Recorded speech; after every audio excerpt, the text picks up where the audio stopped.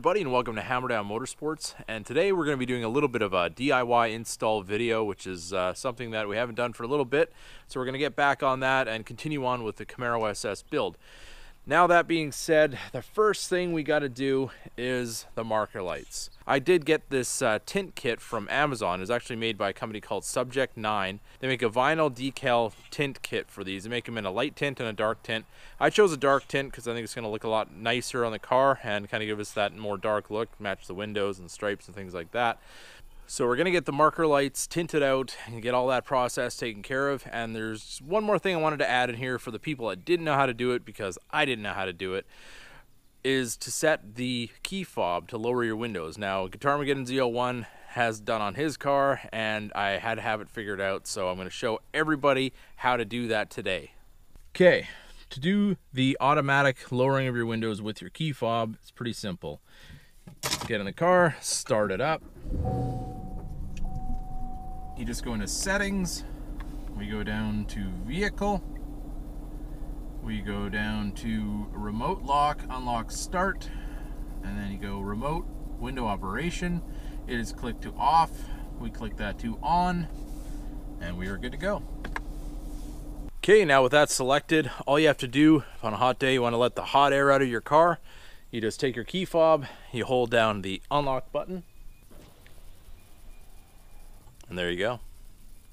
Okay, from Subject 9, they do give you instructions on this and everything, but I'm just going to kind of go through this. Let's take some soapy water here.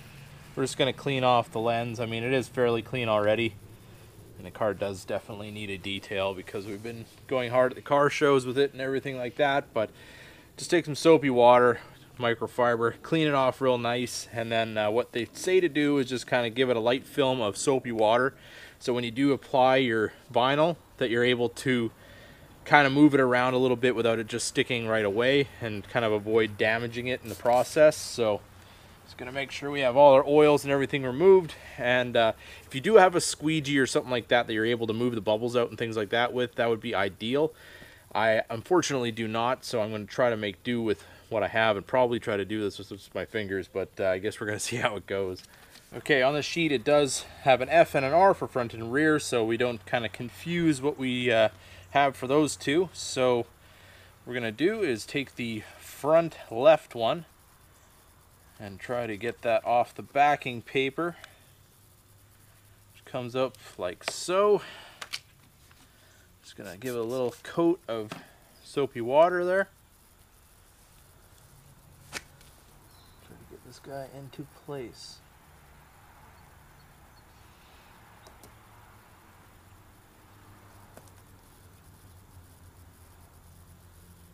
Fits really nicely. Now, as you can see, the soapy water allows you to move this thing around, and then basically what you do is use your squeegee to kind of move that water out of there. But for what I'm going to do is just kind of take my thumb under a microfiber and just try to work out the water this way. And that really kind of gives it a nice, kind of more stealthy look to these reflectors. Now once you got most of the water kind of pushed out of there, you can use a heat gun or a blow dryer or something like that to kind of cure this thing and get it to really take the shape of the marker light. Just kind of give it some even heat. Just kind of want it warm to the touch. You don't want it to get real hot because you can end up melting it. Just want it to be able to stay in position and not have a loose end or something like that. They can get caught with a pressure washer and end up having to, blow it off or something like that. But I think that looks really nice. Kind of gives us a whole kind of newer, more modern look rather than the DOT approved kind of reflectors sticking out at you. So let's get the other ones put on. All right, we're just going to do a little bit of a comparison now that I have one side of the car done, and we'll show the other side and see what it looked like before.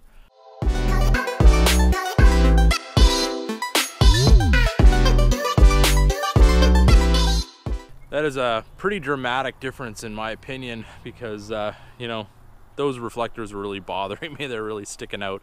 Not really something that I wanted my car to have, and I was thinking about changing them up to the Oracle ones, which you can get them ghosted, or you can get them with a small tinted strip with the LED in, which I still may do. But for the price of these, which I think was somewhere around $20 for the entire kit, which includes your third brake light and the rear reflectors, was definitely, for the money, the best way to go.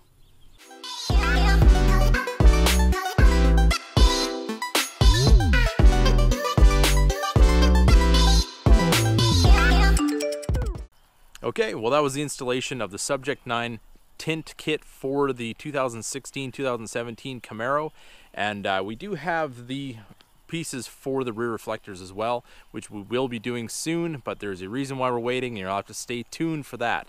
And we also have a few other mods that are supposed to be showing up either today or tomorrow, so we'll have more things to add to the Camaro, and the build continues.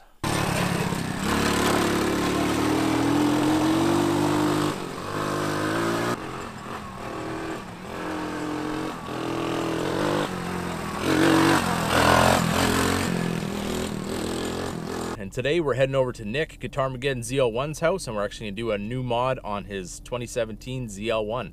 So, let's get going.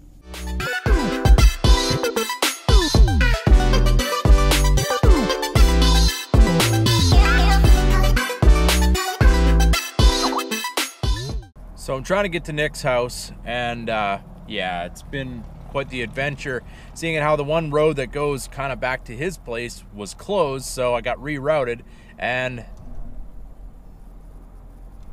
I'm behind an excavator and some small truck that can barely tow it, and they're trying to merge onto a really busy road, so this is going to take probably forever. Okay, we finally found enough open roads to get to Nick's house, so let's go see what we can figure out.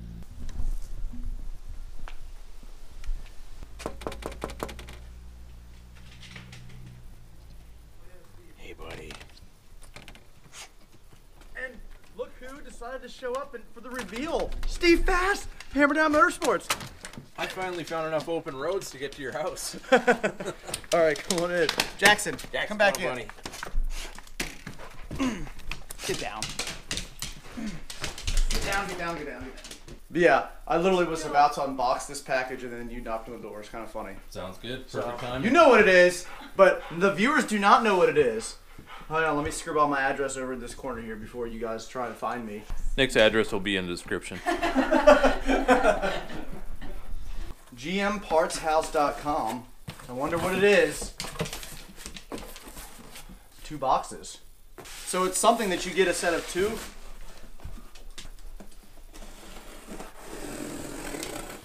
Whoa.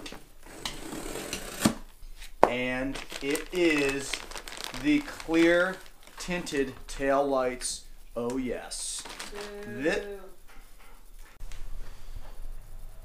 Okay, this is the before shot on the 2017 ZL1. And I know I've said this before, at least give an option for the dark taillights from factory, so you don't have to spend an extra like $450 to remove the taillights, and then what are you going to do with your original ones? So kind of seems like a waste to me, but I hope GM you're listening, and maybe we can get this remedied for future orders. Tell people about removing the taillight. What to watch for. Don't scratch your car, because that's exactly what I did. What happens is it's connected to this harness, right? And then when it pops out and it dangles and hits your car.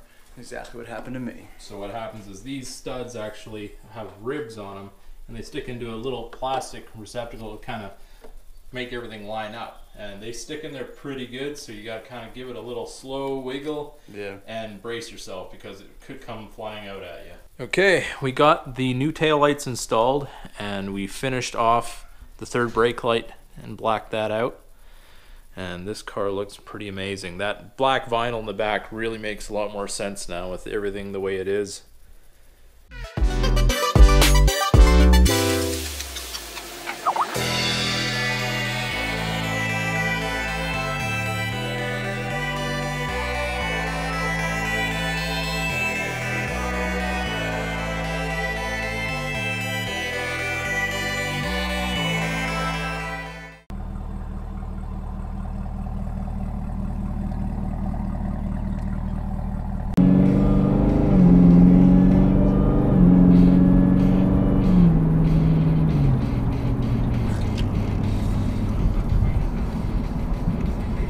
thought the visibility in a Camaro wasn't bad enough, add a strip of tint to the top of your windshield to add to the effect. And then limo with the side windows, so basically at night you can't see anything out of those either.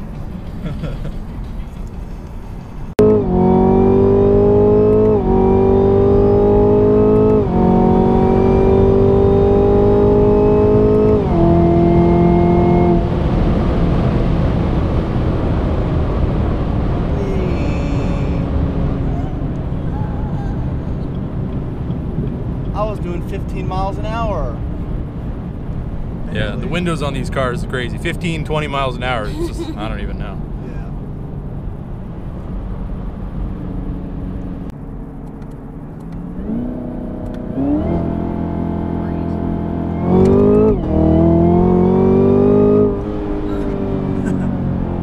Oh, it's only Tuesdays.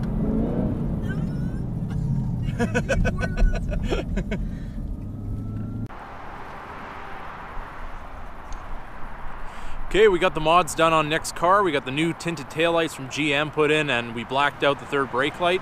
So now kind of everything does its thing in the back with the vinyl that he had installed earlier. So if anybody was wondering why he did that, well, this is why. It's all one big picture now. So basically, that's all there is to say about that.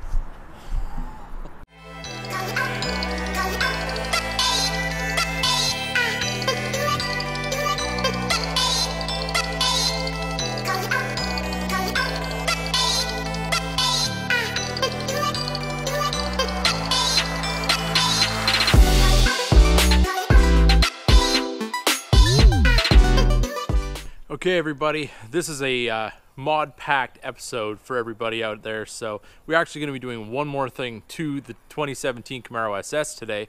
And there's something missing under this hood. I mean, obviously, it's a nice looking engine compartment and everything like that. I mean, you go to shows, you open it up, it's pretty decent. We got the nice P3 gauges sticker on there.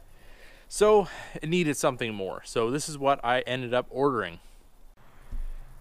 All right, this is what we ordered. A little bit more America for the American muscle car. And if anybody has ever noticed, on these 6th gen Camaros, there is recesses already in the top of the hood here, or I guess the bottom of the hood. And so when you open this up, this is really gonna make the symbol kind of pop out at you and give this under hood a little bit more of a custom touch.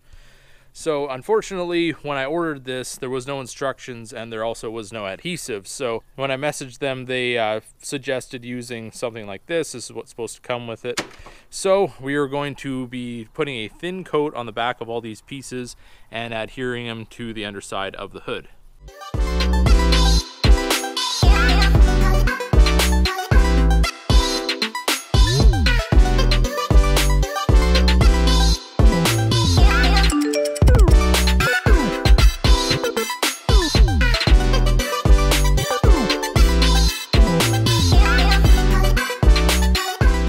Okay, we're about halfway there. These are just the red, white, and blue inserts are installed. We have the chrome left to do, which it looked like an easy job, but it wasn't exactly as easy as I might have thought. I mean, you have to use silicone, which is a little difficult to use. So have plenty of rags around. Use some surgical gloves if you can, if you don't want to get it all over your fingers. And basically, before the stuff dries, it's pretty easy to work with. You can get it positioned to where you want it, and you're able to get whatever excess off. So I actually used more than what they suggested. They said to put a very thin coating on. I found that really didn't work very well. So what I did is put a fairly liberal coating in the center, allowing it some room on the edges for expansion, and just kept really good application pressure on there, so it got really good and seated. And I put a little bit of tape on it to hold it in the beginning, and just kind of let it dry. But this stuff, once it dries, should be fairly good. It's meant for a high heat. And hopefully we have no issues whatsoever. And now it's time to do the chrome.